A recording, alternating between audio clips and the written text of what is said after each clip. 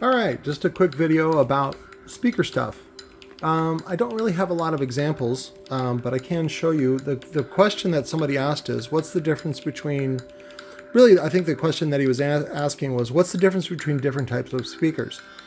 And when you say different types of speakers, what are you talking about? And it's like, well, the biggest one is probably the difference between a instrument speaker and a home theater speaker. So really, it's application driven.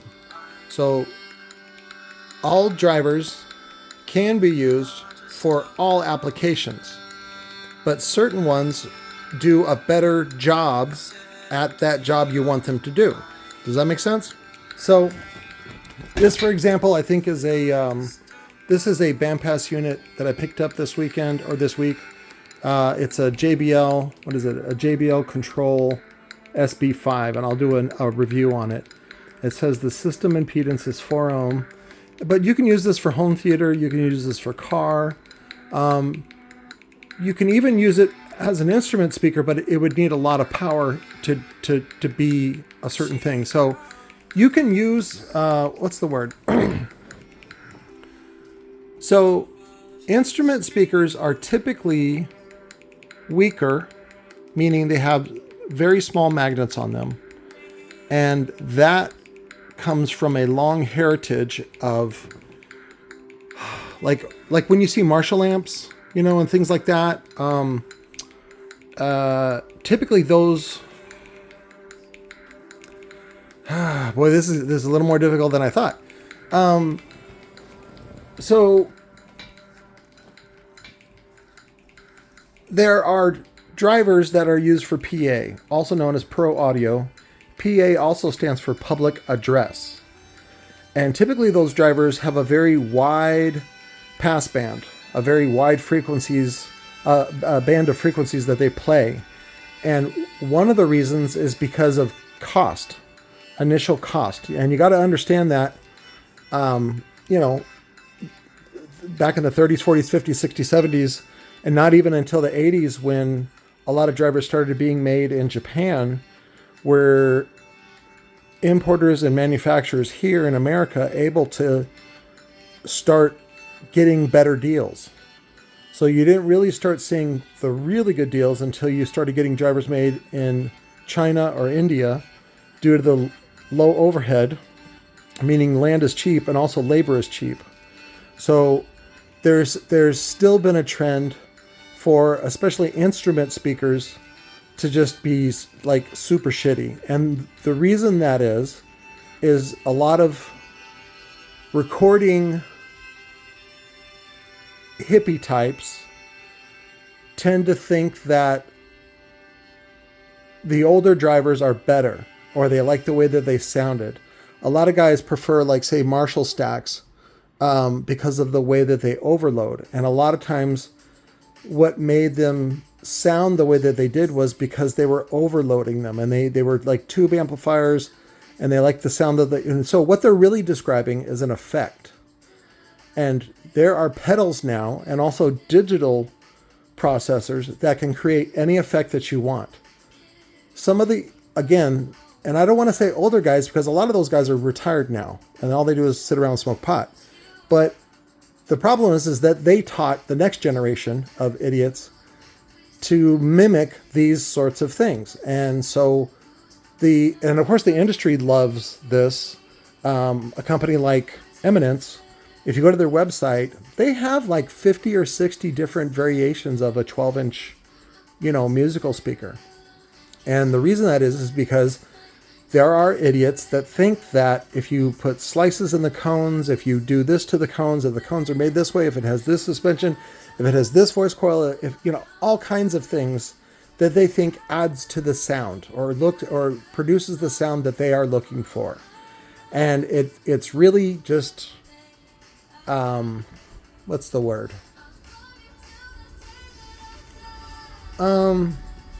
Unnecessary. That's a good word. I don't want to be too judgmental about these guys, but it is pretty unnecessary.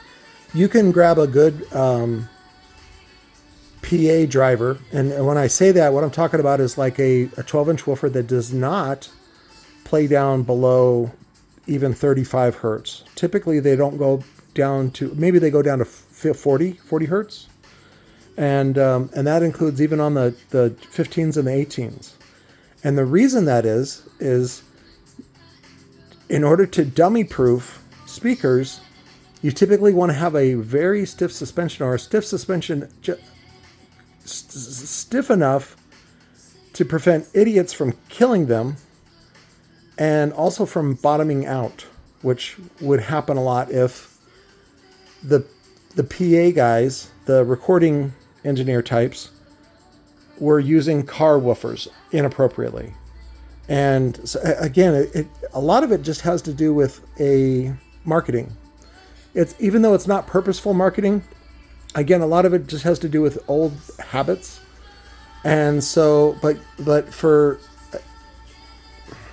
I'll get back. Yeah, I don't want to make generalizations, because there's a lot of good drivers. It just depends on how you use them. One of the things that I did back in the 90s was I made a couple tower speakers, home theater, out of car woofers, and they were all pyramid speakers, to show that brand doesn't matter. The speaker doesn't care what brand it is. It depends on what you know and how you use it. So it's application driven. Now, if you're buying a replacement speaker for like a little, guitar amp or something like that, you can actually get away with using something that's stronger. So there's a lot of driver choices from Parts Express, and also from what used to be MCM Electronics is now, what is it? The parent company is Farnell. Newark, as in Newark, New Jersey. It's Newark, and they're trying to get out of audio, and they're trying to get into like professional audio and electrical and things like this, because a lot of it is because that stuff costs very little to make, but the guys buying it are kind of dumb, and they're not paying it for out of pocket. They're letting someone else pay for it, so they can spend a lot. So a driver that costs maybe $5 to make, they're willing to spend like $300 on that. And the companies that are selling them, Eminence and all the other ones, are happy to take their money, because these people don't know any better. They're not there to educate you. They're there to take your money. And so you got to understand that relationship. Let me give you an example of home audio. That one drove me crazy for a while, is finding out the difference between home audio and car audio. So these are some home audio speakers that I picked up. They are by MCS, which is probably like a very old 90s version of, I think came from MCM Electronics. This is a very simple tweeter. There's nothing wrong with this type of tweeter. It just uses a paper cone. Very small voice coil. This is a mid-range. The crossover is probably an inductor and 2 caps, and that's it. Let's peek in there. I haven't peeked in there. It's 2 inductors. Oh, it actually has like a bandpass. I'm very surprised about that. And that's probably because these 2 guys have a lot of overlap. So in this system, looks like it was a 12-inch with a 10-inch passive radiator. And the cabinet's actually a little too big to use a single passive radiator, but I'm sure it was like a little floppy butthole. And it looks like it was just, this one's still intact a little bit. Let's grab this one. Yeah, it was just a little piece of paper, a little piece of cardboard. So, but I got these because they were only $15, and these old white speakers, again, people think that they are awesome and they were only made a certain way, and this white cone is actually a knockoff of, I think, a JBL speaker that was made a long time ago in the 70s and 80s. So I got them just for that, and then what I can do is repurpose the cabinets and turn them into some poor guy's need for 212s. It'd be perfect for that, sealed or ported, however you want to do it. I probably won't use this as the PR. I'll probably just put 2 drivers in there and maybe reface it, if that. Again, the enclosures are worth that. So, but the difference between home theater or home audio is just basically, again, it goes down to budget and manufacturing costs. Typically, a home driver is more floppy. and has a small magnet. And that's because for home, you don't really need a lot. It's a very quiet environment. In fact, if you can still hear that music, that's coming from the cell phone. You don't need a lot of pressure in a home environment without, a lot of energy. So like even a receiver that does 50 watts by 2 is plenty for most people. Maybe not you guys, because you guys are maniacs. And so it wasn't until the 90s that Kicker realized, because what people were doing in car audio, and I even saw this firsthand, which was that people were using PA drivers for car audio. And the problem with that is that they're not made for that. They're not made for really low frequencies. And so I still today see DJ types trying to use PA drivers, which are insanely expensive. Because again, the manufacturer is trying to capture a market of dummies. It's not that the driver is better. It's not that it's more precise. It's not any of that. It has to do with marketing and taking advantage of stupid people. That's it. One of the best systems I heard in a club, the guy used, wasn't even Kicker. I think it was Power Acoustic. They were like Power Acoustic 15s, and he had 16 of them, and it sounded fantastic. And he had a bunch of Crown amplifiers running it. And so, again, a lot of it is cost-driven. Business people like having a margin, a really big margin. That's what makes them really, really rich. And they want to be rich quickly because everybody's impatient. So that's a whole other story. But now we have car woofers that, this is a normal. This is a normal woofer. This isn't like an insane woofer. I can't wait to cut it open to see if it's the older version, which used a copper coil, which was heavier and plays better. It rolls off better. Or if it was the later version, the newer version with an aluminum coil. And the reason why Rockford made that change was simply it's cheaper to produce an aluminum coil than it is a copper coil. So aluminum is highly subsidized by the government, and so it doesn't see a lot of the price flux that you see with copper, which is a global commodity that is not really supported by the government. That has a lot to do with a bunch of other things. So, but let's see if I answered the question right. So the question was, what's the difference between a music speaker and, say, a car audio speaker? And again, most of it just has to do with, for the most, is just performance. So what you've seen a lot now is the use of PA drivers, of mids, which cannot play low, like a 6.5 or an 8, or even a 10 or a 12, used in a car audio application where they're really pushing it. And again, the only difference is you're looking for a higher, you don't, in home audio and PA, you have room for this many speakers, especially for an outdoor broadcast. This is nothing for an outdoor broadcast. And so you can use lots and lots of other speakers. Now, when you're talking about a car, you have limited real estate. And so if you only got room for, say, 4 12s, just for the mid-range, you want something that's very, very powerful and that you can push harder because amplifiers are cheap. So it's a weird relationship in that market grew just because amplifiers got really, really cheaper. And right now the big market is still the South American market, mainly out of Brazil. And the great time that Brazil is having right now of importing a lot of stuff from China and then using or reselling to the rest of the world. And so you're seeing a big, what's the word?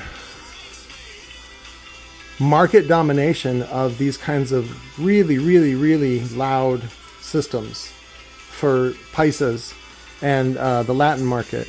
And that's not the whole market. So, but again, that's just one application for that particular driver. So, and I've told you guys this before, is there's nothing wrong with those drivers. They're just really sensitive, and they have a really big magnet, so they can handle a lot of power. They can take they get good excursion on them. but they need the coil and the suspension in order to keep up and have that excursion to get those higher SPL numbers. But they usually use a stiffer suspension, so they can't play low. So there's nothing wrong with using them as a mid-range, but you want to cross them up at about 400, which is 2 octaves above the FS. Typically, the FS on those 6.5s is about 100 hertz. And so 1 octave would be 200 hertz. And just to be a little safe, because you know you're going to push it, you want to go up a 2nd octave, which is 400 hertz. And so if you even do a 6 dB per octave crossover, like a simple cap, as the high pass on that, you should be pretty good. If you do a steeper slope than that, like a 12 dB slope, you can get even more power into it. But again, it's going to be a limited pass band. It's going to be a limited bandwidth. So it's not going to play anything below 400 hertz, which in this case, for a mid-range driver, that is fine. And then that's where you can turn up your crossover point on your 18 to play all the way up to 350, 400 hertz. And then let it roll off naturally. You don't even need a low pass for the most part. So again, a lot of it has to do with just application. But any driver can be used for any purpose. And that also goes back to any driver can be used in free air. Free air and IB, which is infinite baffle, are the same thing. And you can do them for home. You can do them for a car. It doesn't really matter. You just want to separate that back wave from the front wave, especially for low frequencies. For higher frequencies, you can get away with an open baffle or a partial baffle, as was it the Victrola? I actually had a Victrola I bought for $20 at a thrift store, and it was in beautiful condition. And they had a giant oval, gosh, it must have been like a 9x15 or something pretty big in there. Or maybe it was a 12, but it was an oval 12 as the low frequency unit. And then it had, I think, 2 mids and then 2 or 4 tweeters, if I remember right. It was pretty fancy pants. You guys will have to look it up. I ended up messing around with it, and I electrocuted myself one time, and my brother laughed at me because I conked out. But I played around with those, and that was one of the first speakers that I played with where I discovered series wiring on my own. And it was really exciting to kind of make that discovery and that conclusion. I figured that out on my own. And then later when I read Loudspeaker Cookbook, I was like, oh, okay, that's a thing. It wasn't just something that I stumbled across. So, but I thought it was really, really neat and really interesting. And it got me interested in electronics. And again, for the ability to turn electricity into sound, oh, that's amazing. That's magic right there. So, but, and then as far as low frequency goes, I can't wait to do a review on a lot of this equipment, just to open it up and show you guys what's inside. But like these Satterberg subs, those are interesting too. I want to see how big the magnets are and what, quote unquote audiophiles think that, what is audiophile quality? What does that mean? And again, a lot of that is just marketing and bullshit from dudes that smoke way too much marijuana. So again, nothing wrong with marijuana. Some people function that way. It's just that what I've seen in the audio industry is just a lot of snobby people who want to be rich and lazy and take advantage of other people. And I think we can do better than that. So, but Gonzo loves you. I hope that answers your question. We'll get more into like picking out a driver for your specific application. And a lot of that just helps to have a good catalog in your mind of what's available out there in the market. So come up with your application first, and then go driver shopping, and then narrow it down, and then make your choice. And there's a lot of other factors to put into mind. And believe me, in the 90s, I used to sit there with the MCM catalog and sit on the toilet and just read. And I didn't really know what I was looking at, but I was sure being picky. And these were over like $13 drivers. So, but I had to be picky because they had to ship priority mail because I was in Hawaii. And so I had to pay, a bit more to get stuff to me. And so I had to be really serious about it. So, but we don't have that problem anymore. And then of course, all this stuff I got for under $1,000, and then I'll probably triple or quadruple it.